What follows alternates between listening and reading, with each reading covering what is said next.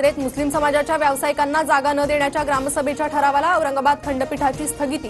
मढी ग्रामस्थ काय भूमिका घेणार याकडे लक्ष। मुंबईच्या लीलावती रुग्णालयात 1250 कोटींचा घोटाळा, पुरवठादार कंपन्यांशी हातमिळवणी करून जुन्या विश्वस्तांनी आर्थिक अफरातफर केल्याचा आरोप, गुन्हा दाखल। मुंबईतील आणखी एक मोठा प्रकल्प अदानींकडे, गोरेगाव पश्चिममधील मोतीलाल नगर पुनर्विकासाच्या आर्थिक निविदेत अदानी समूहाची बाजी। मुंबईत 11 मार्च यंदाचा सर्वात उष्ण दिवस, सांताक्रूजमध्ये 39 अंश तापमानाची नोंद। उष्णतेच्या लाटेचा इशारा दिल्यानंतर मंगळवारी मुंबई आणि परिसरातील तापमानात अचानक वाढ।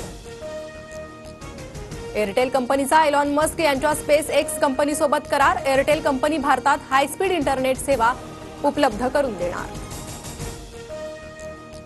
नवी मुंबईतील बाजारात आवक वाढल्यानं हापूस आंब्याच्या दरात घसरण, हापूसच्या प्रतिपेटीचा दर 500 ते 1000 रुपयांनी कमी, हापूसच्या 4 ते 6 डझनच्या पेटीचा दर 3 ते 6000।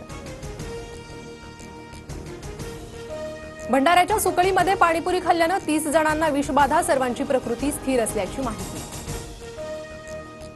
होळी धुलिवंदन निमित्त बाजारपेठ सजली, रंगीबेरंगी पिचकारी, रंग, फुगे, रंगाचे स्प्रे यासह विविध वस्तू बाजारात दाखल। रंगीत साधे पाणी किंवा अन्य द्रवाने फुगे फेकण्यास बंदी, मुंबई पोलिसांच्या सूचना।